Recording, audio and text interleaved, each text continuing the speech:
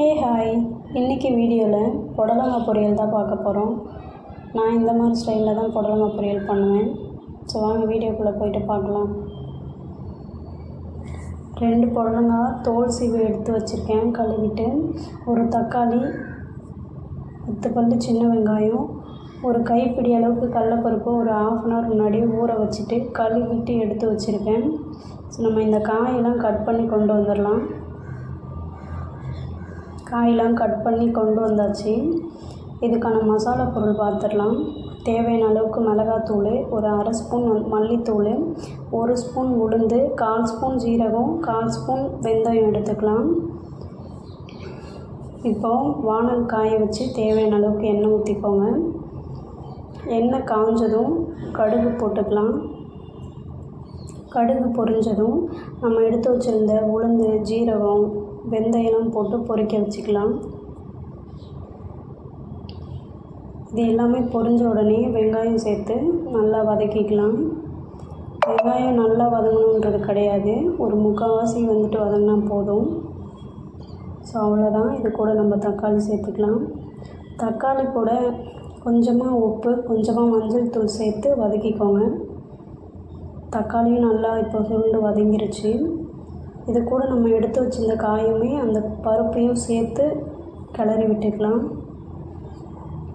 இதுவுமே நல்லா வதங்கணும். நம்ம பருப்பு ஊற வச்சுருக்கோம் இல்லையா, அது நல்லா கொஞ்சம் இந்த எண்ணெயிலே நல்லா வதங்கட்டும். மூடி போட்டு கூட ஒரு 1 நிமிஷம் போல் நீங்கள் நல்லா வதக்கி விட்டுக்கோங்க.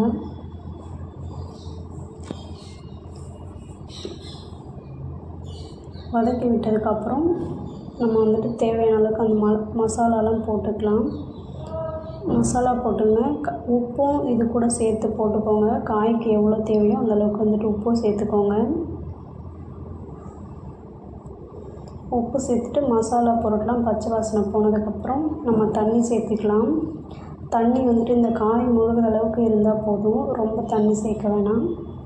ஸோ அவ்வளோதான். நம்ம மூடி போட்டு ஒரு மீடியம் ஃப்ளேமில் வச்சு அந்த காயும் அந்த பருப்பும் வேகிற அளவுக்கு நம்ம இடையில கிளறி விட்டு வேக வச்சுக்கலாம்.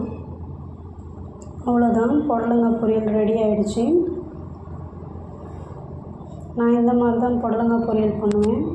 நீங்கள் வேறு மாதிரி பண்ணுவீங்க அப்படின்னா எனக்கு கமெண்டில் சொல்லுங்கள், நானுமே தெரிஞ்சுக்கிறேன். நான் எப்போவுமே இந்த மாதிரி ஸ்டைலில் தான் பண்ணுவேன். ஸோ நல்லா தான் இருக்கும். இந்த புடலங்காய் பொரியல் நம்ம சாம்பார் இல்லை ரசம் அந்த மாதிரி வைக்கும்போது அதுக்கு சைட் டிஷ்ஷாக வச்சு பண்ணோன்னா நல்லாயிருக்கும். This video sponsored by BuyMood Shopping app. BuyMood Shopping app is one of the online shopping app now available on Play Store and App Store. BuyMood e-shopping.